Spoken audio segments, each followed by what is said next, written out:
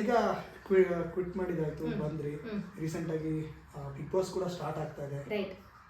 ಹೇಗೆ ಹೋಗೋ ಪ್ಲಾನ್ ಇದೆಯಾ, ಏನು ಕಾಲ್ ಬಂದಿತ್ತಾ, ಯಾವ ರೀತಿ ಅಂದರೆ ಇನ್ನೂ ಕೆಲವೊಬ್ಬರ ಯೋಚನೆ ರೀತಿ ಬೇರೆ ಇರುತ್ತೆ. ಬಿಗ್ ಬಾಸ್ಗೋಸ್ಕರನೇ ಕ್ವಿಟ್ ಮಾಡಿ ಬಂದರು. ಇಲ್ಲ ಸರ್, ಇಲ್ಲ ಆ ಥರ ಪ್ಲಾನೇ ಇದ್ದಿಲ್ಲ. ಬಟ್ ಹಂಗೆ ಸಪೋಸ್ ನನಗೆ ಕರೆದ್ರೆ ಪಕ್ಕ ಹೋಗ್ತೀನಿ, ಡೆಫಿನೆಟ್ಲಿ ಹೋಗ್ತೀನಿ. ಇದಕ್ಕೂ ಮುಂಚೆ ಚಾನ್ಸಸ್ ಬಂದಿದೆ, ಅಪ್ರೋಚ್ ಎಲ್ಲ ಬಂದಿದೆ.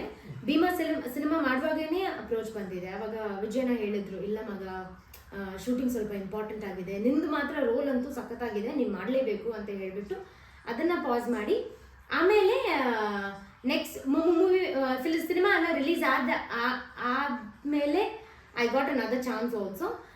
ಬಟ್ ಅದೇ ಅಗ್ರಿಮೆಂಟ್ ಎಲ್ಲ ಫಿನಿಶ್ ಆದಮೇಲೆ ಮತ್ತೆ ಅಲ್ಲಿ ಫಿಲ್ಟ್ರೇಷನ್ ಎಲ್ಲ ಆಗುತ್ತಲ್ಲ, so that is why I didn't get selected. ಇದು ಹನುಮಂತ್ ಅವ್ರ ಸೀಸನ್ ಇದೆಯಲ್ಲ, ಅಲ್ಲಿಗೆ ಹೋಗಬೇಕಿತ್ತು, but I didn't get in. Agreement ಎಲ್ಲ ಫಿನಿಶ್ ಆಗಿದೆ, ಬಟ್ ಅದೇ ಫಿಲ್ಟ್ರೇಷನ್ ಅಂತ I couldn't go in. Next ಬಂದರೆ ಹೋಗ್ತೀರಾ? ಪಕ್ಕ 100%. ಏನಾದರೂ ಆಗಲಿ ಹೋಗ್ತೀನಿ. ಯಾಕಂದರೆ ಅಲ್ಲಂತೂ ಫೇವರಿಸಮ್ ಅಂತೂ ಇರಲ್ಲ ಪಕ್ಕ. ಯಾಕಂದರೆ ಸುದೀಪಣ್ಣ ಅಂತೂ ರೈಟಿಗೆ ರೈಟು, ರಾಂಗಿಗೆ ರಾಂಗು ಅಲ್ವಾ. So I will definitely go. ಈ ಥರ ಶೋಗೆ ಹೋಗಬೇಕು ಜಾಸ್ತಿ ಅಂದರೆ.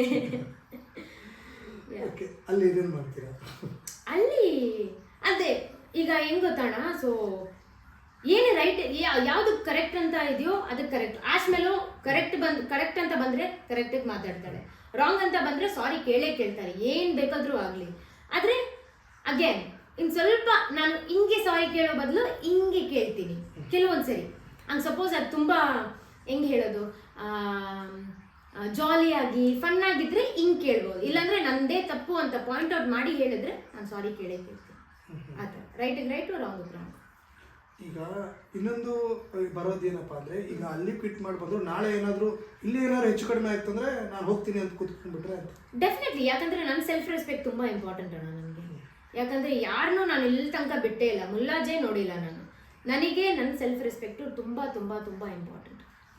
ಸೊ ಶೋ ಇವತ್ತು ಬರುತ್ತೆ, ನಾಳೆ ಹೋಗುತ್ತೆ ಅಲ್ವಾ. But my name is very important. ಯಾಕಂದರೆ ಜನರು ಅವರು 1 ವರ್ಷ ಆದ್ರೇನು ಇಲ್ಲಾಂದರೆ 10 ವರ್ಷ ಆದ್ರೂ ಆ ಮಾತುಗಳು, ಇಷ್ಟು ವರ್ಷ ನಾವು ಸಂಪಾದನೆ ಮಾಡಿಸಿರೋ ಆ ಮರ್ಯಾದೆ ಇದೆ ಅಲ್ವಾ, ಅದು ಒಂದು ದಿವಸದಲ್ಲೇ ಕೆಳಗೆ ಹೋಗೋ ಥರ ನಾನು ಯಾವತ್ತೂ ಮಾಡಿಲ್ಲ. ಇಲ್ಲಿ ತನಕ ನಾನು ಮಾಡಲಿಲ್ಲ, ನಾನು ಯಾವತ್ತೂ ಮಾಡೋದೂ ಇಲ್ಲ.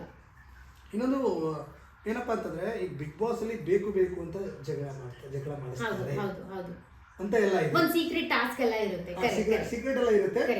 ಬಟ್ ಅವರು ಕೂಡ TRPಗೋಸ್ಕರ ಜಗಳನ ಮಾಡಿಸ್ತಾರೆ ಅನ್ನೋ ಒಂದು ಇದೆ.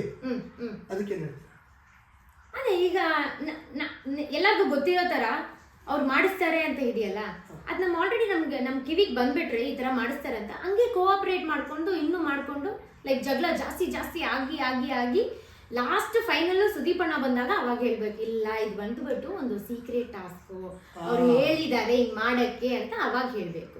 ಅಲ್ಲಿ ತನಕ ಹೇಳ್ಬಾರ್ದು. ಅವ್ರು ಎಷ್ಟು ಬೇಕಾದರೂ ಏನು ಬೇಕಾದರೂ ಮಾಡ್ಕೊಳ್ಳಿ, ನಾಮಿನೇಟೇ ಮಾಡ್ಕೊಳ್ಳಿ, ಪರವಾಗಿಲ್ಲ.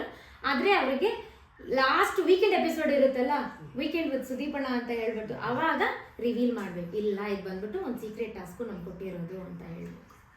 ಆ ಥರ ಮಾಡ್ತೀರಾ?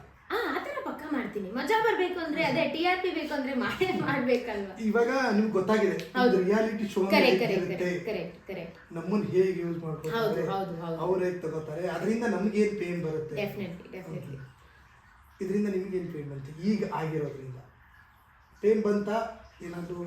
ಇಲ್ಲ ನನಗೆ ಆಲ್ಮೋಸ್ಟ್ ಈಗ 1 lakh ಅಲ್ಲ 1 crore 75 ಇತ್ತು. ಈಗ just because of the program ಈಗ 1 crore 45 ಆಗಿದೆ. ಸೊ ಆಲ್ಮೋಸ್ಟ್ ಸೋ ಮೆನಿ, ಅಷ್ಟು ಫಾಲೋವರ್ಸ್ ನಂದು, ಅಷ್ಟು 1000 ಫಾಲೋವರ್ಸ್ ನನ್ನನ್ನು ಅನ್ಫಾಲೋ ಮಾಡಿಬಿಟ್ಟಿದ್ದಾರೆ. ಸೊ ಅದು ಮತ್ತೆ ಸಂಪಾದನೆ ಮಾಡಬೇಕಂದ್ರೆ ನನಗೆ ಆಲ್ಮೋಸ್ಟ್ ಒಂದು 3-4 months ಆಗುತ್ತೆ, which is very difficult and that is very bad.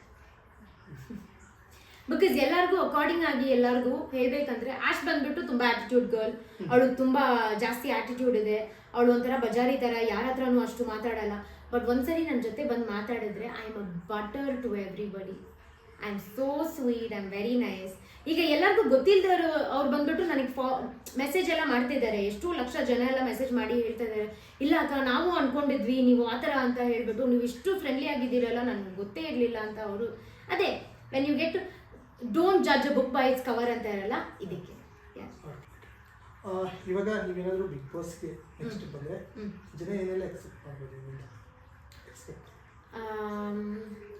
ಈಗ ಲಾಸ್ಟ್ ಸೀಸನ್ ಅಲ್ಲಿ ಇವರಿದ್ರು ಯಾರು ಶೃಂಗೇರಿ ಅಂತ ಒಂದು ಹುಡುಗಿ ಅವ್ರದ್ದು ಯಾರು ಹೇಳಿ ಸಂಗೀತ ಕರೆ ಸಂಗೀತ ಅವರಿದ್ರು.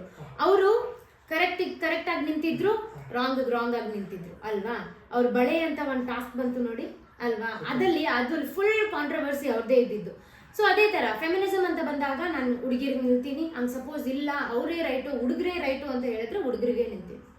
ಸೊ ಯಾವ್ದಕ್ಕೆ ರೈಟು ಯಾವ್ದಕ್ಕೆ ರಾಂಗ್ ಅಂತ ನಾನು ಆಲ್ರೆಡಿ ಕ್ಯಾಲ್ಕುಲೇಷನ್ ಮಾಡಿಟ್ಟಿದ್ದೀನಿ. ಅವ್ರನ್ನ ಏನು ಬರೀ ಕಂಟೆಸ್ಟೆಂಟ್ಸ್ನ ಸ್ವಲ್ಪ ಅಂಡರ್ಸ್ಟ್ಯಾಂಡ್ ಮಾಡ್ಬೇಕಷ್ಟೇ ನಾನು, ಅದು ಬಿಟ್ಟರೆ ಬೇರೆ ಏನೂ ಇಲ್ಲ. ಅಂದರೆ ಆ ಜಾಗನ ನೀವು ತುಂಬೋದು, ಅಂದರೆ ಆ ಸಂಗೀತ ಅನ್ನೋ ಒಂದು ಪ್ಲೇಸ್ನ ನೀವು ತುಂಬೋದು. ಇಲ್ಲ ಅವ್ರು ಎಲ್ಲೋ ಇದ್ದಾರೆ, ನಾನು ಬಂದ್ಬಿಟ್ಟು ಅವ್ರ ಜೂನಿಯರ್ ನಾನೀಗ. ಸೊ ಈಗ ಅವ್ರನ್ನ ನಾನು ಫಾಲೋ ಮಾಡ್ಬೇಕಂದ್ರೆ ಡೆಫಿನೆಟ್ಲಿ ಮಾಡೇ ಮಾಡ್ತೀನಿ. ಈಗ ಅವ್ರ ಫುಡ್ ಸ್ಟೆಪ್ಸ್ ಎಲ್ಲ ಅವರು ಬಿಗ್ ಬಾಸ್ ಅಲ್ಲಿ ಏನೇನೆಲ್ಲ ಅವ್ರ ಹೆಜ್ಜೆಗಳೆಲ್ಲ ಫಾಲೋ ಮಾಡ್ಬೇಕಂದ್ರೆ ಡೆಫಿನೆಟ್ ಆಗಿ ಫಾಲೋ ಮಾಡ್ತೀನಿ. Is because she was rocking in season 10 ಅಂತ ಹೇಳ್ಬೋದು ಅಲ್ವಾ. ಸೊ ಅವ್ರನ್ನ ಫಾಲೋ ಮಾಡೇ ಮಾಡ್ತೀನಿ ಏನಾದ್ರೂ. ಬಿಕಾಸ್ ಅಲ್ಲಿ ಏನು ಗೊತ್ತಾ ಸರ್, ಈಗ ಬಿಗ್ ಬಾಸ್ ಅಂದರೆ ಮನೆಗೂ ಹೋಗೋ ಶೋ ಇದು. ಈಗ ಬರೀ ಒಂದು ಥಿಯೇಟರಲ್ಲಿ ಬಂದ್ಬಿಟ್ಟು ಇಲ್ಲ 1 episode 2 episode 1 show 2nd show ಆ ಥರ ಇಲ್ಲ ಡೈಲಿ ಹಾಕ್ತಾರೆ. ಎಲ್ಲರಿಗೂ ಗೊತ್ತಾಗೇ ಆಗುತ್ತೆ ಯಾರು ಆಶ್ವಲು ಯಾರು ಇವರು ಅಂತ ಹೇಳ್ಬಿಟ್ಟಲ್ವಾ. ಸೊ ಕರೆಕ್ಟಾಗಿ ನಾವಿರಬೇಕು. ಫಸ್ಟ್ ಆಫ್ ಆಲ್ ಇಷ್ಟೆಲ್ಲ ಮಾತಾಡಿ ನಾನು ಶೋ ಬಿಟ್ಟು ಬಂದಿದ್ದೀನಲ್ಲ ಆಚೆ, ನಾನು ಬಿಗ್ ಬಾಸ್ಗೆ ಹೋದ್ರೂ ಕರೆಕ್ಟಾಗಿರ್ಬೇಕು ಅಲ್ವಾ. ಮತ್ತೆ ಅಲ್ಲಿ ಏನಾದರೂ ಗೋಲ್ಮಾಲ್ ಮಾಡೋಕ್ಕೆ ಸ್ಟಾರ್ಟ್ ಮಾಡಿದ್ರೆ ನನ್ನನ್ನೆಲ್ಲರೂ ಹೇಟ್ ಮಾಡ್ತಾರೆ. ನಾನು ಹೆಂಗಿದ್ದೀನೋ ಅದೇ ಥರ ಇರಬೇಕು ಅಂತ ನಾನು ಅನ್ಸ್ಕೊಳ್ತಾ ಇದ್ದೀನಿ. Even I hope that Big Boss ಒಳಗಡೆ ಹೋಗ್ತೀನಿ ಅಂತ, ಹೋಪ್ಫುಲಿ.